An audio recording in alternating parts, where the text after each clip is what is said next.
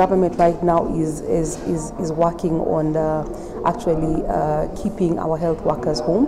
I know there are a lot of talks ongoing with the different councils, with the unions, to just try and see what can we do better to make the working, the spaces that we work in be convenient for us so that we're not running outside the country. So I know I cannot give the answer in clarity right now in totality, because it's a work in progress both for the private sector, for the government, and for the nation as a whole.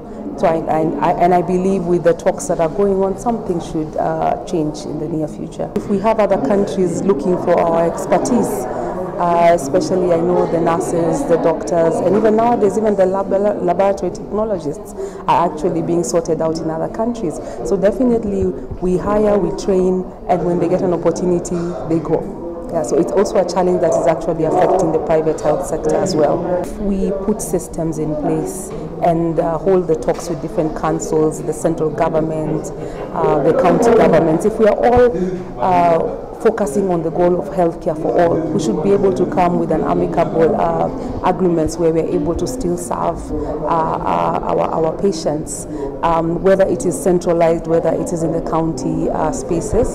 So I believe when systems are put in place, there shouldn't be an issue with that. Yes. I see patients who are not able to afford the services at all. But what I can tell Kenyans is that NHIF, for sure, if you have NHIF and if you put your money aside every month, that 500 shillings, the time that will come, because I keep telling people that time will come when you will need that service or your family member will need that service. If you have NHIF, you're able to get services in any of the public healthcare facilities and even private healthcare facilities that are accredited. So what I can urge people is you put your money aside, small amounts every time, and you'll be able to achieve that 500 shillings that will allow you to access care. Right now the government and the good governance that we are seeing, and even the CS Nahomicha, we have seen that she's very keen on that. So what I can just advise the government is let's try and have good leadership and governance, even in those NHIF offices and in the head office,